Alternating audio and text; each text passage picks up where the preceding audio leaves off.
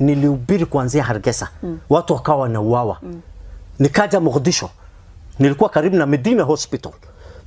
Na vile tulikuwa tunahubiri ilikuwa maajabu. Watu 7 wameokoka na mahubiri yetu. Wakiokoka mnakuwa church au wanakufuata. Tunajua vile tunakutana. Mfano sasa sijui kama unaweza kuelewa nikisema hivi alafu niseme hivi alafu niseme hivi nimeongea. Maana yake kanisa tutakutana kwa nyumba namba 2. Na mtasikika mkiomba. Wapi? Mko. Mimi ndo nafundisha. Mimi niko na kitu kama Polytechnic Somalia ambayo inafundisha watu kuranda mbao. So pale imeandikwa kuranda mbao. Ndo tunafundisha. So nimenunuliwa na marafiki zangu vitu vya kuranda mbao ndo niko nazo pale. So mimi nakufundisha habari ya Yesu. Nikiambiwa serikali inaingia tunageuza. Ninakwambia haya pima futi hapo tunapima. Haya randa tunaanza kuranda. Wakiondoka tunaendelea na injili yetu. Ndio maisha yanaenda hivyo. Shangumu hiyo. Na hakuna Biblia. Ni Biblia moja tunararua. Tunakata karatasi moja hivi. Ninakupa unaweka huko kwa buibui. Ama kwa kanzu. Unaenda kusoma chooni. Unanirudishia unachukua page nyingine. Huwezi tembea na Biblia. Unachukua page baada ya page. Oh God.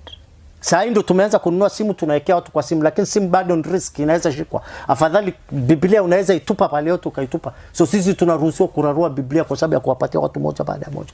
So nikakaa 7 years watu wakiteswa. Ndio nikaja huku tena. Wewe wako wanakuua. Mimi ni hafidhul Quran. Ukiniua lazima pia uwe hafidhul Quran. What does that mean? Nimememorize the whole Quran kwa kichwa. Kama vile usome Biblia yote kwa kichwa. Mimi Quran yote iko kwa kichwa yangu.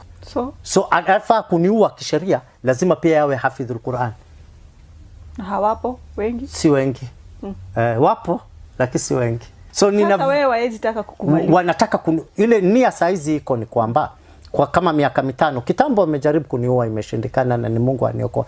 Lakini nia saizi wakiniua nitakuwa nimekufa kama shahidi kwa sababu ya Yesu. The easiest way ni kunifanya nikuwe mwenda wazimu. Alafu atasema Mungu wake amemwacha. Waniharibu tu psychologically. Wamechukua watoto wa Sunday school wadogo wa miaka 5, miaka 2, miaka 3 wakawachinja mbele yangu. Angalia makafiri. Ile memory paka leo iko ya mamangu alikatwa na msumeno. Iko paka leo. Ya ule mwanamke wangu alipigwa kisu. Iko sasa ile memory ni Mungu ananisaidia isini affect. Kujijua aje ya kwamba hii dunia tunaishi kwa muda mfupi. Huko mbele ndo tunaenda kukutana na mwenye aliyekupa hii dunia. Na utamwambia nini?